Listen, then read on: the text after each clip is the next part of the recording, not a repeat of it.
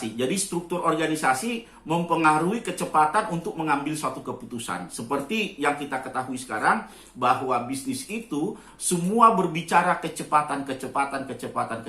Oleh karena itu, struktur organisasi salah satu tools yang bisa kita gunakan untuk mempercepat suatu keputusan. Ya, nah, semakin panjang atau semakin berlapis dia punya struktur organisasi, biasanya itu semakin lambat untuk mengambil suatu keputusan. Kita tahu semua itu. Oke? Nah, pengaruh dari dalam yang mempengaruhi kegiatan sumber daya manusia itu yang disebut dengan budaya organisasi. Jadi, budaya organisasi ini bisa berpengaruh terhadap kegiatan-kegiatan sumber daya manusia yang dilakukan oleh HR. Seperti kita ketahui, semua sekarang itu berbicara kecepatan. HR pun harus cepat tanggap mengalami suatu perubahan.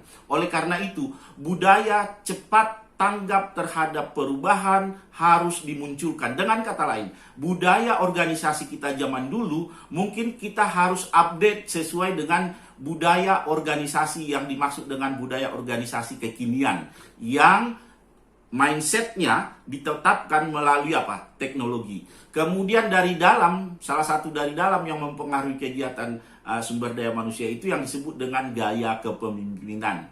Jadi leadership style-nya. Jadi leadership style ini juga harus menyesuaikan dengan ya sumber daya manusia yang ada sekarang. Kalau kita pelajari nanti demografi penduduk Indonesia yang sekarang ini sudah lebih banyak ke arah generasi milenial, generasi Y, generasi Z, ya. Nah, gaya kepemimpinan kita, pendekatan kita pun harus disesuaikan seperti itu juga.